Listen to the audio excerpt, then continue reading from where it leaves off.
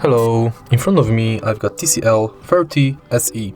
In this video I'll show you how to add different types of cards to Google Pay. In the beginning, let's enter Google Pay app. Tap blue button at the bottom of the screen and focus on loyalty, gift card and public transport. Firstly, let's enter loyalty and select loyalty card you would like to add, for example Payback Poland.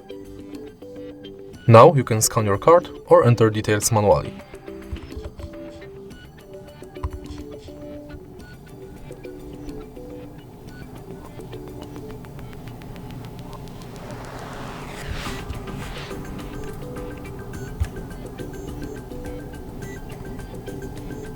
Then we've got gift card, and similar to loyalty card, select shop, enter card number, PIN, balance your notes and tap save.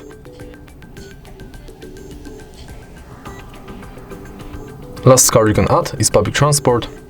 If you are able to find your public transport selected, you'll be redirected to a website where you have to finish the inside form.